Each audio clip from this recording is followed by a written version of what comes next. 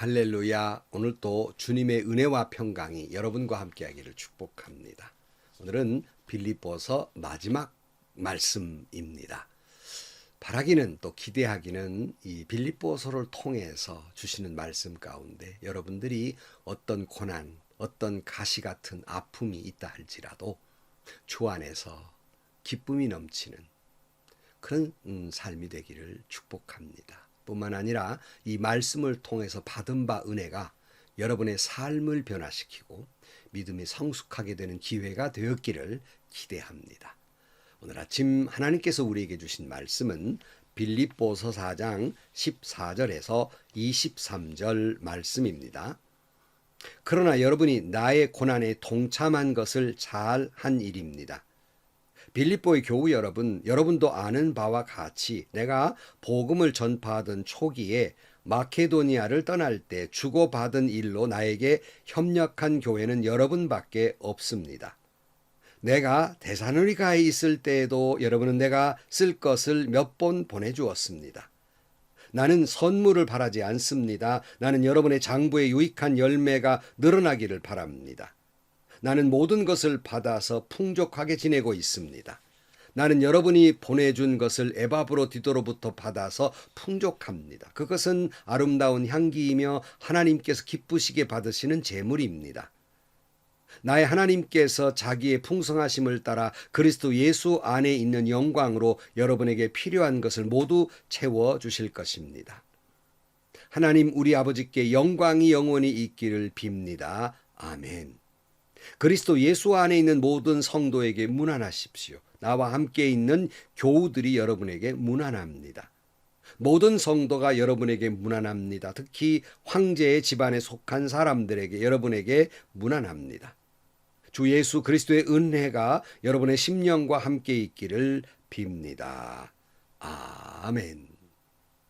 빌립보 교회가 여성 중심의 교회란 말씀을 여러 번 드렸습니다마는 또 그랬기 때문에 좋지 않은 점도 있었지요. 또 이렇게 공감 능력이 있다 보면 상처받기가 쉬워서 서로 시기도 하고 질투도 해서 두 여성 리더의 갈등이 있었다는 말씀을 살펴보아서 어려움도 있었지만 사실은 장점이 더 많았지요. 그러니까 섬김과 공감 능력이 있음으로써 장점은 훨씬 많았습니다. 그 중에서 이 빌립보 교회 아름다운 교회가 돼가면서 특별히 에바브로디도를 통해서 사도 바울의 옥바라지를 하게 합니다. 전도비를 모아서 옥에 쓸 수 있고 전도에 쓸 수 있도록 또 선교비를 보내기도 하고 그랬는데 지난번에 살펴본 대로 어찌된 연고인지 이것이 중단되었다가 다시 재개된 것 같습니다. 사실 사도 바울은 요즘 말로 금수저 출신이라 할 수 있겠습니다. 신분이 그 당시에 로마 시민권자 그러면 대단한 금수저지요. 또 최고의 교육을 받아 가말리엘 문화생이고 또 신앙적으로 율법적으로는 바리새인이었어요. 아주 금수저 중에 금수저 출신이라 할 수 있겠습니다. 이 말씀을 왜 드리느냐? 근데 이분이 예수를 영접한 가운데에서 그만 가난한 삶을 살게 됩니다. 부유하게 살았다가 갑자기 가난뱅이가 되는 거예요. 물질적으로 궁핍에 처하기도 했던 것입니다. 그러나 지난 시간에 살펴본 말씀에 의해서 지난 시간 11절 말씀 내가 궁핍하게 해서 이렇게 말하는 것이 아닙니다. 나는 어떤 처지에서도 스스로 만족하는 법을 배웠습니다. 나는 비천하게 살 줄도 알고 풍족하게 살 줄도 압니다. 배부르거나 굶주리거나 풍족하거나 궁핍하거나 그 어떤 경우에도 적응할 수 있는 비결을 배웠습니다. 내게 능력 주시는 분 안에서 나는 모든 것을 할 수 있습니다. 그러니까 사도 바울은 부유해 보기도 했고 가난해 보기도 했지만 주님이 그 모든 삶에서 얼마든지 잘 살아갈 수 있고 또 그 사명을 감당할 수 있도록 능력을 주시기에 나는 부유해 살 줄도 알고 가난하게 살 줄도 압니다 하는 말입니다. 그런 사도 바울에게 끝까지 선교비를 보내면서 옥바라지를 했던 것이 바로 빌립보 교회입니다. 빌립보 교회는 사도 바울의 선교와 고난에 동참했던 것입니다. 그래서 14절 말씀 그러나 여러분이 나의 고난에 동참한 것을 잘 한 일입니다. 빌립보의 교우 여러분, 여러분도 아는 바와 같이 내가 복음을 전파하던 초기에 마케도니아를 떠날 때 주고받는 일을 나에게 협력한 교회는 여러분밖에 없습니다. 내가 데살로니가에 있을 때에도 여러분은 내가 쓸 것을 몇 번 보내어 주었습니다. 제가 존경하는 장로님들 가운데에서 여러분들 계시지만 특별히 제가 부목사로 섬겼던 이리 신광교회에 이석봉 장로님이란 분이 계십니다. 이석봉 장로님은 구두 가게를 하셨어요. 그런데 이리 신광교회 선교사님이나 해외 외국 선교사들이 오면 꼭 그분들을 모시고 당신 가게로 가서 꼭 구두 2켤레를 꼭 맞추어서 꼭 신겨드려 보내면서 이런 말씀을 하십니다. 제가 선교지는 가지 못하지만 제가 만든 이 구두가, 선교사님이 이 구두를 신겨 다니면 제가 만든 이 구두가 선교 지역에 다니면서 저도 그 선교에 동참하는 것이 아니겠습니까? 그러면서 꼭 구두 2켤레를 꼭 이렇게 선물하는 걸 보았습니다. 선교는 내가 가거나 보내거나 둘 중에 하나 하셔야 됩니다. 그것이 단기 선교든 장기 선교든 내가 가거나 갈 수 없으면 물질적으로라도 동참해야 한다는 것입니다. 내가 갈 수 없으면 이석봉 장로님처럼 내가 만든 구두라도 좀 그 선교지에 갈 수 있도록 동참하는 그런 마음이 있어야 한다는 거예요. 그 중에 가장 쉬운 방법이 사실은 선교비를 보내는 일이겠죠. 당시에도 이 선교비를 보내서 사도 바울의 선교를 도왔던 것이 바로 빌립보 교회인데 빌립보 교회 뿐이었다 이렇게 말하고 있습니다. 자, 그런데 자꾸 바울이 염려스러운 것이 있어요. 내가 이거 지금 쓰는 것은 지금 선교비나 많이 보내달라고 쓰는 게 아니다. 이 말이 좀 달리 비칠 것을 걱정하고 있습니다. 그래서 17절 말씀에 나는 선물을 바라지 않습니다. 나는 여러분의 장부에 유익한 열매가 늘어나기를 바랍니다. 나는 모든 것을 받아서 풍족하게 지내고 있습니다. 나는 여러분이 보내준 것을 에바브로 디도로부터 받아서 풍족합니다. 그것은 아름다운 향기이며 하나님께서 기쁘시게 받으시는 제물입니다. 그랬어요. 바울은 지금 내가 이 글을 쓰고 감사하는 것은 선교비 좀 더 보내달라 하는 무언의 무슨 압력 같은 이런 말이 아니라 빌립보 교회가 선교비를 보냄으로 말미암아서 이 선교비가 하나님이 받으시는 향기로운 제물이 되기를 바라고, 물론 이 물질이 바울 자신에게 선교로서 도움도 되지만, 아니 오히려 바울이라는 건 자기에게 도움되는 것보다는 이런 일에 동참한 바로 그 빌립보 교회가 더 복받기를, 이런 헌신의 모습으로 더 복받기를 바라고 있다 하는 말이에요. 지난 시간에도 말씀드렸죠. 목사님들이 헌금을 가르치는 것은 무슨 물질적으로 욕심을 내고 교회당이나 더 크게 지려고 하는 그런 의미라기보다는 이 동참함으로써 믿음은 더 성숙되고요. 신앙적 기쁨은 헌신해 보아야 더 기쁨이 있는 거예요. 그리고 또 희생함으로써 신앙적 감격이 있는 거예요. 이걸 위해서 헌금하라고 말하는 것입니다. 더 복되다는 말씀이에요. 제발 좀 오해를 하지 않았으면 참 좋겠어요. 근데 헌금에 대해서 별로 알지도 못, 이런 목회자들의 진실된 마음을 곡해한 유튜버들이, 목사들이 그저 헌금을 강요한다고, 11조 꼭 안 내도 되는데 11조 내라고 한다고 부정적인 말을 많이 합니다. 물론 때로는 목회자 중에는 때로는 헌금을 강요하기도 하고 다른 의도를 가지고 하는 분이 없다고는 할 수 없겠습니다. 그러나 대부분의 목사님들은 그런 의도가 아니에요. 여러분을 더 복되게 하기 위함이다 하는 거예요. 그런데 유튜브에 그런 모욕스러운 목회자들을 모욕스럽게 하는 분들이 계세요. 그건 적그리스도입니다. 그건 사탄의 종노릇하는 거예요. 자, 일견 그분들의 말이 틀렸다기보다는 물론 이해되는 면도 있습니다. 그러나 여러분 다시 한번 말씀을 드립니다. 더 여러분이 복되게, 바울이 그랬잖아요. 내게 헌금 보낸 거 빌립보 교회가 더 복되기를 바란다는 거예요. 그것이 똑같은 심정이라 할 수 있겠습니다. 바울의 심정이나 목사님들의 심정이나 같다 할 수 있겠습니다. 그래서 바울이 빌립보 교회가 이 헌신에 동참함으로써 복을 이렇게 받을 건데 19절 말씀 나의 하나님께서 자기의 풍성하심을 따라 그리스도 예수 안에 있는 영광으로 여러분에게 필요한 것을 모두 채워 주실 것입니다. 그랬어요. 그러니까 사도 바울은 분명히 믿고 있어요. 빌립보 교회가 정말 그들이 어느 누가 물질이 아깝지 않은 사람이 어디 있겠어요. 근데 그들이 여기에 동참함으로써 헌신에 동참함으로써 일견 자기 무슨 창고가 비었을 수 있겠죠. 그러나 하나님이 채워주실 것이다. 아니 하나님이 더 채워주실 것이다 라고 축복하고 있습니다. 잠언 11장 24절 말씀에 이런 말씀이 있어요. 남에게 나누어 주는데도 더욱 부유해지는 사람이 있는가 하면 마땅히 쓸 것까지 아끼는데도 가난해지는 사람이 있다.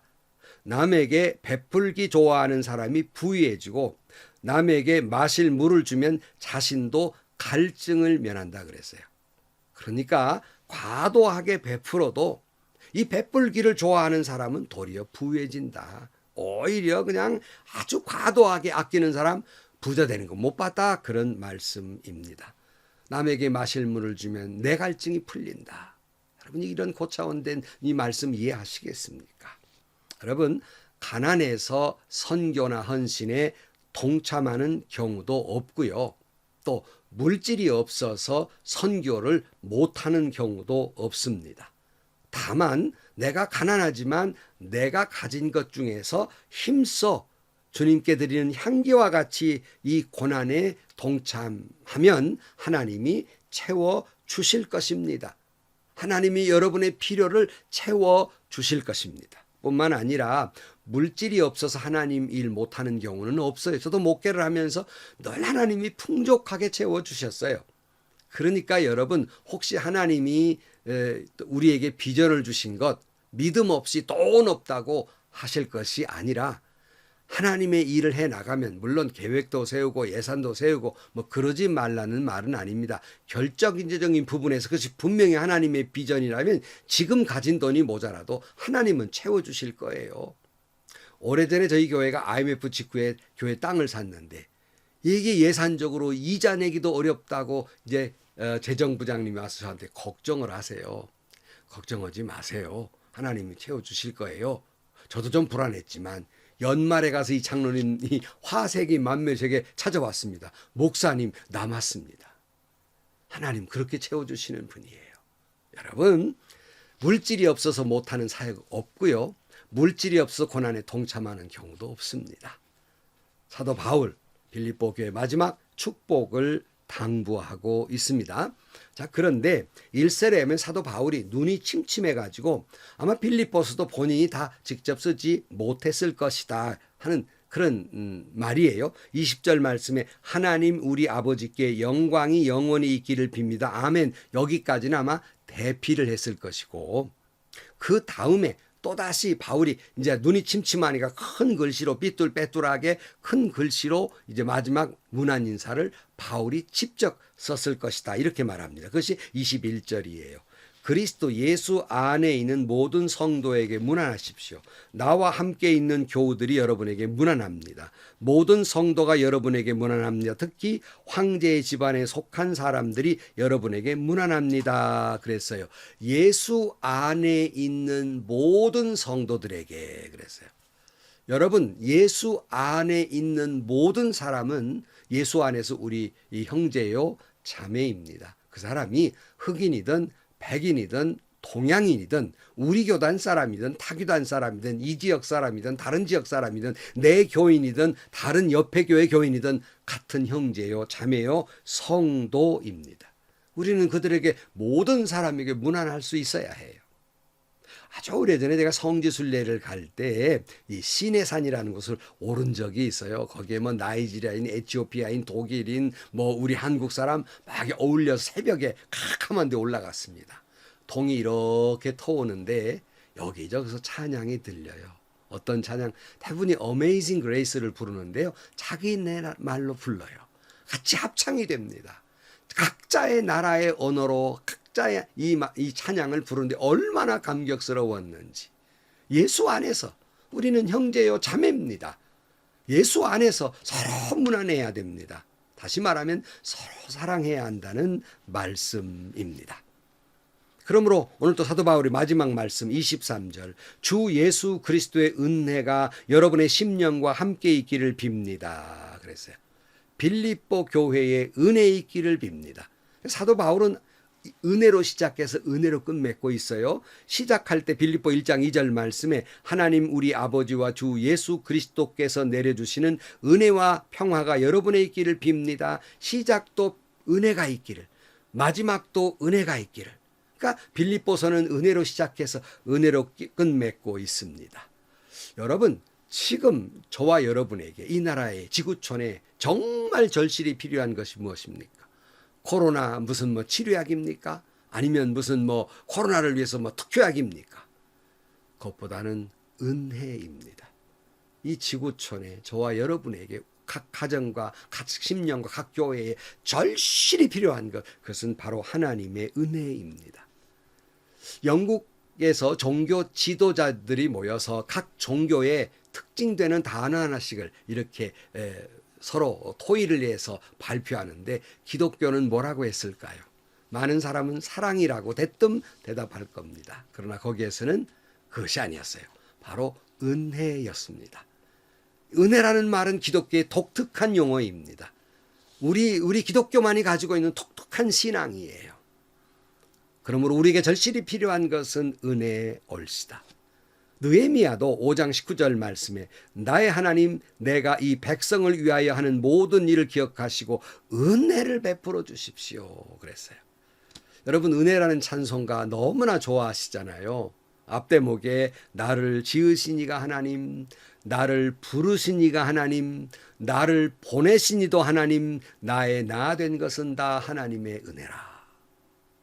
여러분, 가나안 여인이 귀신 들린 딸을 위해서 주님께 구하면서 부스러기 같은 은혜라도 주옵소서 했잖아요. 이 부스러기 같은 은혜를 구한다는 건 절실하다는 거예요. 온전한 것이 아니라도 부스러기 같은 은혜라도 달라고 절박하게 요청을 하고 있는 거예요. 그것이 오늘 아침 저와 여러분의 고백이 되어야 할 것입니다. 주님, 제게 은혜를 주옵소서. 부스러기 같은 은혜를 주옵소서. 기도하시겠습니다. 내려오신 아버지 하나님, 빌립보서를 마치면서 사도 바울은 감옥에 있으면서도 기쁨에 서신 빌립보서를 썼습니다. 어떤 고난 가운데 있다 할지라도 주 안에서 기쁨이 항상 넘치게 하시고 늘 관용을 베풀며 감사가 넘치는 삶을 살아서 평화가 넘치게 하여 주옵소서. 모든 사람에게 모든 일에 은혜가 넘치게 하여 주옵소서. 예수님의 이름으로 기도하옵나이다. 아멘. 여러분, 우리에게 절실히 필요한 것은 돈이 아니에요. 권력이 아닙니다. 또는 특효약이 아니에요. 은혜입니다. 오늘 또 주님의 은혜를 갈망하면서 은혜로운 하루, 또 복된 하루가 되기를 축복합니다. 또 행복하시고요. 좋은 일이 가득한 하루가 되시기를 주님의 이름으로 간절히 축원합니다.